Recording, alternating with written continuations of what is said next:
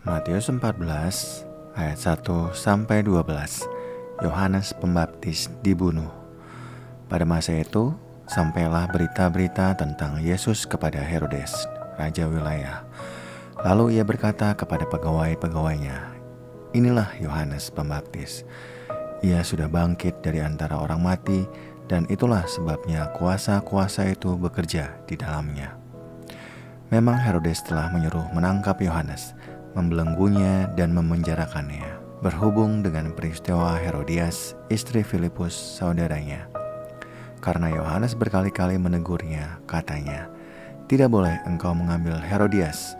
Walaupun Herodes ingin membunuhnya, ia takut akan orang banyak yang memandang Yohanes sebagai nabi.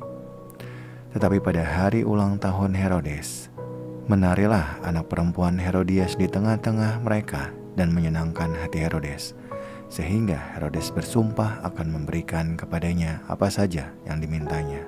Setelah dihasut oleh ibunya, anak perempuan itu berkata, "Berikanlah aku di sini kepala Yohanes Pembaptis di atas sebuah piring." Lalu sedihlah hati raja, tetapi karena sumpahnya dan karena tamu-tamunya diperintahkannya juga untuk memberikannya. Disuruhnya memenggal kepala Yohanes di penjara, dan kepala itu pun dibawa orang di sebuah piring besar. Lalu diberikan kepada gadis itu, dan ia membawanya kepada ibunya.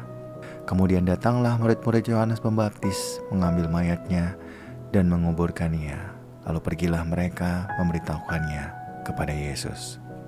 Matius 14 ayat 13-21. Yesus memberi makan 5.000 orang. Setelah Yesus mendengar berita itu, menyingkirlah ia dari situ dan hendak menyendiri dengan perahu ke tempat yang terpencil. Tetapi orang banyak mendengarnya dan mengikuti dia dengan mengambil jalan darat dari kota-kota mereka.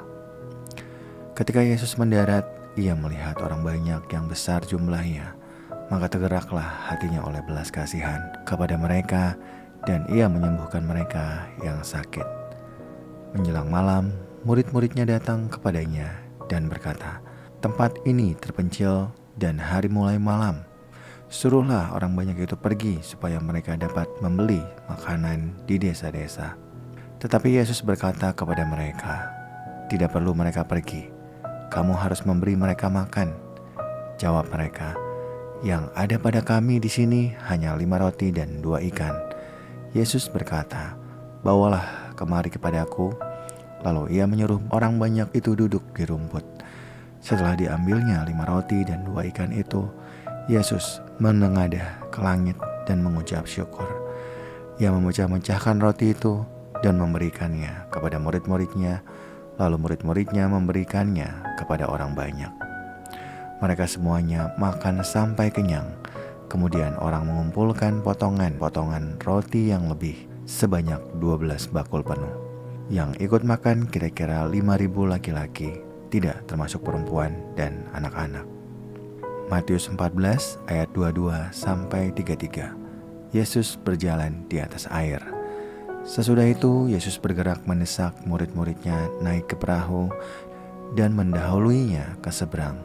Sementara itu ia menyuruh orang banyak pulang.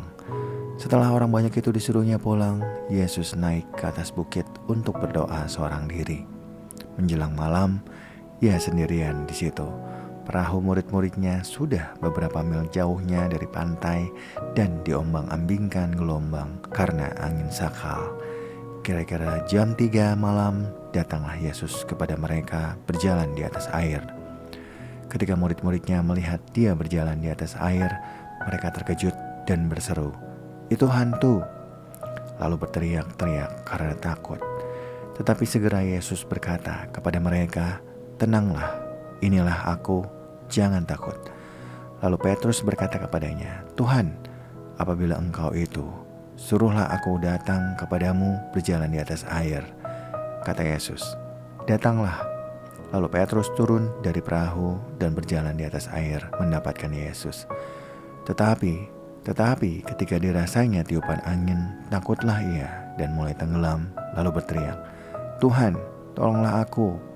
Segera Yesus mengulurkan tangannya, memegang dia dan berkata, "Hai orang yang kurang percaya, mengapa engkau bimbang?" Lalu mereka naik ke perahu dan angin pun reda.